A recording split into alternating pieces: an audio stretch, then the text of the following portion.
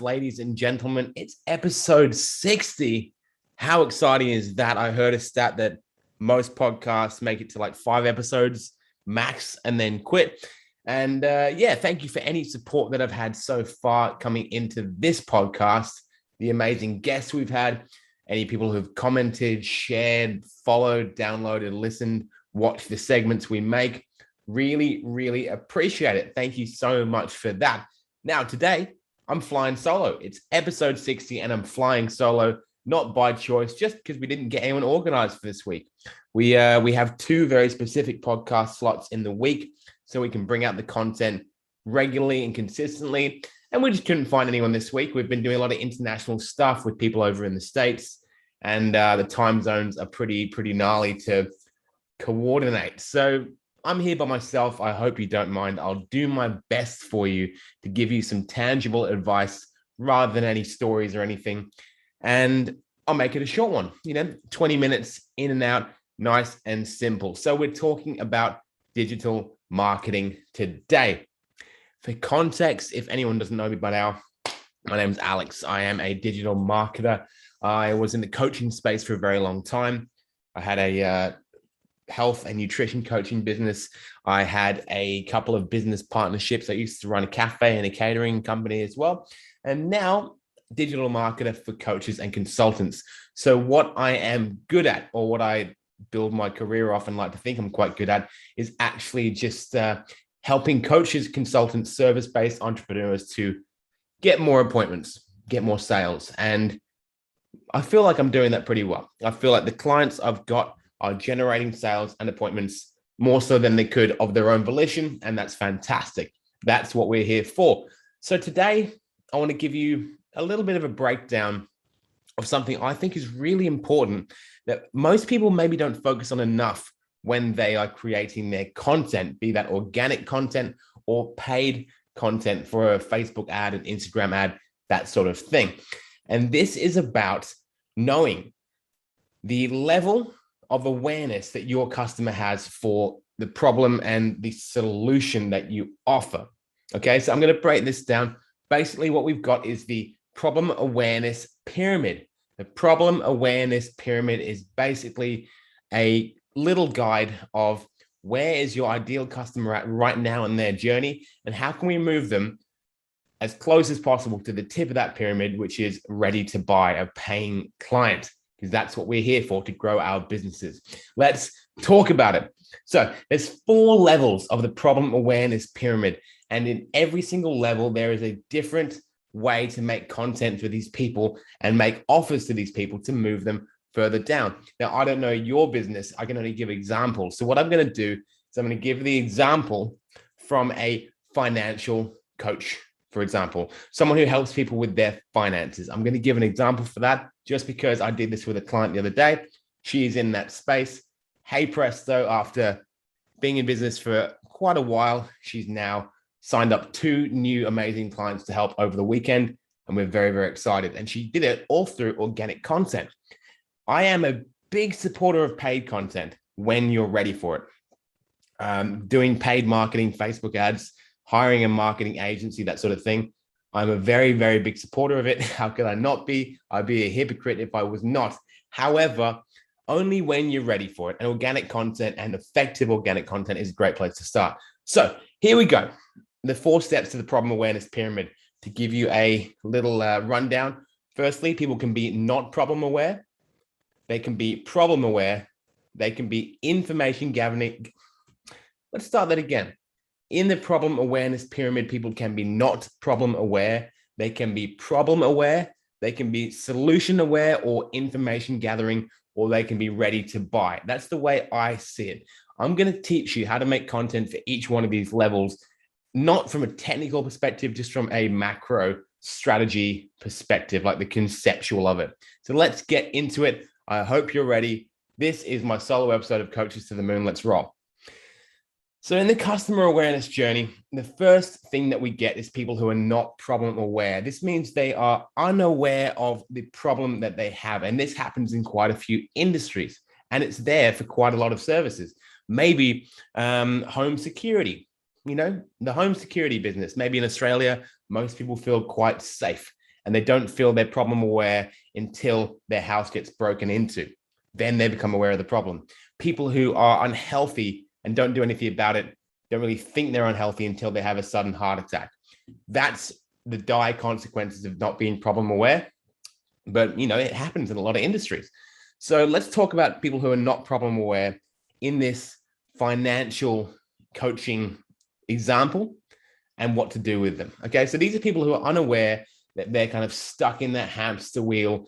They're not making their money work for them, and they're not realizing the systems that are basically created for your money maybe aren't the best systems for them. Their money's becoming less valuable over time with inflation and interest rates, that kind of thing. And so basically they don't really know that. They're not educated. So it's not a massive issue for them, but if you want to help them, we need to educate them. So when someone is not aware of their problem, what do we need to do? We need to make them aware of that problem. We need to actually educate them that the problem exists, right? So what could we do if they're in that situation where they're financially uneducated and they think everything's kind of fine, and they're just kind of, maybe they struggle with their bills every now and then, but they're just kind of chugging along, one foot in front of the other, happy enough. We can just put out some stats out there. I love doing statistics to make people problem aware. Statistics over how people are living paycheck to paycheck. Statistics around how inflation is making their savings less valuable. Statistics around how the cost of goods and services is going up over time. Statistics around supply chains and things that are the housing market, that sort of thing, that are changing and are going to kick them into gear and think, holy mackerel, I don't actually have my base set up as much as I want to. They start to worry. You start to make them think about the problem. Let people know what can happen when you don't have like a disaster fund set aside, when you don't have money set aside for disasters, or when you don't have money set aside for fun things that you do want. So you can never really break out of that hamster wheel cycle. Knowing that what made their parents comfortable, maybe in the 60s or the 70s or the 80s, is no longer going to work because the world changed. You can't just go out and buy a house at 23 years old and have a baby and be sweet. It's very unlikely, right? People who run small businesses, often their small business is their retirement fund because they're not paying themselves superannuation, that kind of thing. So these sorts of messages, these educational messages to make people aware of a problem, are key if you have a market that needs educating. If you have a bit of a specific product or service. Me, for example, I know people are, coaches, maybe they're aware they don't have enough leads, but they're not really aware how dire that can be. So I do a lot of educating up the top end, not so much, but a little bit of educating about problem awareness and making people aware of, what can happen when people's that have enough conversations in their pipeline. I'm doing it with my other business right now, my speaking and writing business, the Offlinepreneur, where what it's about is actually helping people to be less engaged and addicted to their phones and to social media. And even though we work on the internet. So for me as an online business owner, really important to be able to make a living online, but have a life offline.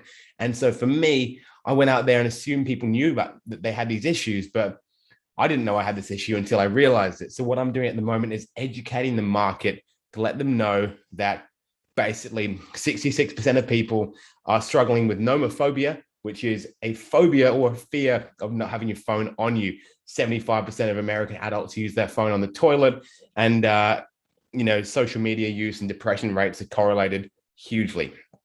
Educating the market, because most people are not problem aware. So when someone is not problem aware, it is important to educate them about the problem and make them aware of it. Don't scare them, just let them know. Side note, when you're educating people about a problem, be very careful about how you word it. Don't just go out and call people out face to face. I think there's a time and a place for these sort of triggering posts where you get a coach saying, warning, trigger warning, trigger ahead, your business sucks. And I think it's a pretty amateur thing to do. Let me know what you think in the comments. But basically, when coaches go out there and they do these really polarizing posts that are meant to trigger people and be like, your business sucks, or here's why you're not closing sales, because you're shit. You know, it makes me think like, I don't want to work with you, man. You seem mean. And, you know, even if you're doing the right thing by making people aware of the problem and calling them out, it doesn't really draw me to want to work with your business. But that's just me. Be more general. When I'm saying problems and making people aware of problems, I like to be general, and I like to talk about we rather than you, as in we as a nation or we as a generation are struggling with social media addiction, or we as a coaching industry are struggling with not having enough quality leads, or we as a Western society are struggling with a poor breakfast diet, that sort of thing. Okay. Don't single people out. They don't like it because that's the problem that we have. Anyway, I can assume that if you're here listening to this podcast, you are here for me to give you advice. So you're watching this for a reason, right? I'm not just coming out of the blue and saying like, you all shit at this. Hopefully, let me know what you think. Next level of the customer awareness journey is when people are problem aware. This is people who know that where they're going or where they are isn't going to get them to where they want to be. They know there is a problem that needs to be solved. In this financial coaching example, people who know that where they want to be financially is out of reach with the current action they're taking. They don't really know what to do though. So this is where you can start to actually educate them that there is a solution. Present the concept that there are solutions out there to their problem. In the financial coaching sector, what you could say is you can make people aware of the benefits of, trading, Forex, making safer at first investments into like ETFs or, quote safe. I'm not here to get financial opinions because I don't have enough knowledge about that. But, giving people safe, relatively low risk options. Don't just say, freaking NFTs, because if someone's not got much money to play with, that's not the place to send them. Give them financial, tangible tips. When people are problem aware, but they don't know what to do next, giving them tangible advice on solutions. Hopefully that's what I'm doing here with this podcast, is helping people to become aware of solutions that are available, giving tangible tips, how to safeguard yourself against inflation, how to get your first $1,000 in savings, or how to get your first $10,000 in savings, how to increase your income without taking extra hours at work, how to get off the financial hamster wheel. Or in the diet space, we see this all the time. Most of the health and fitness space is in this area. It's in this area, which is like, how to get the 6-minute big arms workout you never thought you knew. The 6 secrets the doctors aren't telling you about weight loss, right? That's problem aware stuff. People know they have a problem, and they're starting to kind of think about a solution. You need to educate them and let them know a solution is out there. Next up is people who are aware of a solution, that there's one available, they want to solve their problem, and they're gathering information about it. People who know they need to make a change now, and they're open-minded about hearing what to do next. This is the people who are, going, browsing car dealerships. People who are browsing car dealerships, knowing they need to buy a car. They're not ready to buy just yet, but they're kind of going around and they want to hear from the salespeople. They want to hear the information about the car, depending on what's important to them. If they're a family, is this going to have enough space? Do the seats clean easily? If they have to drive long distances for work, how's the petrol and fuel efficiency on this puppy? That kind of thing, If they are trying to, pull some dates out of it, is this going to make me look cool and successful? So people all have different reasons for what they're doing. And that's another thing we need to be aware of. But when people are solution gathering, like they're solution aware, and they're information gathering, this brings us into the opportunity where we get to actually plug ourselves. We get to let them know about our business and how good we are. And that's an exciting thing, right? We get to let them know the benefits of our specific product or service, so that we gain the trust and we kind of pull them closer towards being a nurtured, trusted, ready to buy client. So how do we do this? We need to actually, firstly, as a coach, we need to actually help them to trust who we are. So personal stories are great. seeing consistent content from you is great. If you are the face of your brand, being out there and being authentic is great. Being friendly and, being an expert. That's the first thing you can do, is let people know that you are an expert. You're a great person to work with and they can trust you. What else can you do? You can start to actually talk about the benefits of your service. How do we do that? You can be upfront about it. Here at To The Moon Digital, we will focus on helping you get leads from your first 7 days of working with us with a very, very simple and easy system. We won't spend months building complicated systems and spending heaps of time and money to then launch a system you don't understand that's cost you hundreds of dollars in software and thousands of dollars in service. And then we launch it and it doesn't work. We start off simple. We use messenger campaigns. We use lead form campaigns. Let people know these things. They might be wondering what's right for me. Let them know what you do and why you do it. Testimonials are an incredible way of letting people know that you mean business and that if they're thinking about working with someone, that you are the person to go to. Here's a note on making testimonials. Make them relatable. People need to be able to see themselves in these testimonials. I've got a great testimonial from one of my, great mates who was my first client as a digital marketer, James Wellington, who now owns the Digital Marketing School. I think he made about $1 million cash in the bank off a marketing campaign that we ran together. Now, that's the kind of results you see thrown out there all the time. What you don't see is the $1,000 a day ad spend that he spent. He spent about $56,000 on ads, that sort of thing. You don't see the sales team he had behind him. You don't see the closing rates, the insane sales ability of him and his team, the days of worry, the days of stress, ads getting shut down, multiple hundreds of tests. You don't see that stuff. You just see the $1 million result. People worry about that stuff. If you're, marketing to a beginner coach and you're saying, come make $1 million with Facebook ads, then most of them are going to be like, I'm way away from that. That is not for me, So you need to have some context in there. Firstly, if you are selling the $1 million result, let them know about the work and money that went into it.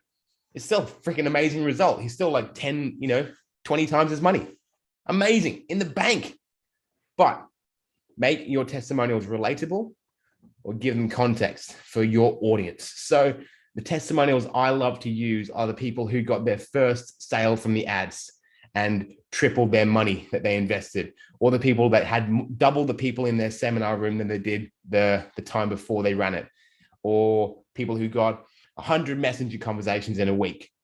They got 100 conversations with people they could talk to, or people who are having qualified phone numbers pop up in their kind of spreadsheet that they can call. Every $12 they spend, they get a phone number of someone who clearly wants the kind of services they get. Or people who have no business to speak of, online, and then within a month they have 5 people a week booking into their calendar to talk to them. These are realistic testimonials people can relate to, and they can excite people. So if you have testimonials like that, use them. This is an amazing way of helping people move from being solution aware to trusting you and your business. What else can we do? You can objection handle. Objection handling is another great way of building trust in your service and making people choose you.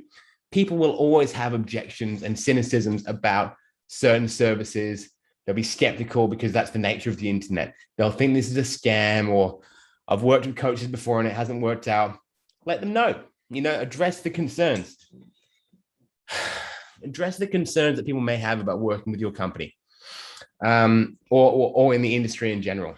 That's a massive one for me. Be upfront, know that you know their concerns and address them. Look, I know what you're thinking. I thought that too. Here are the facts. Finally, people who are solution aware will move into ready to buy. All they need to be done when people are ready to buy, all they need is to be nurtured and closed, pulled over the line into a deal. So with people who are ready to buy, not many will come up. We call them unicorns. When they do, it's fantastic. So that's the 4 levels of the customer awareness journey, guys. Problem aware, no, not problem aware, solution aware, and ready to buy. Hopefully this has been interesting. I'm going to cut it there. 20 minutes. I said I would. Love you all to bits. Thanks for listening.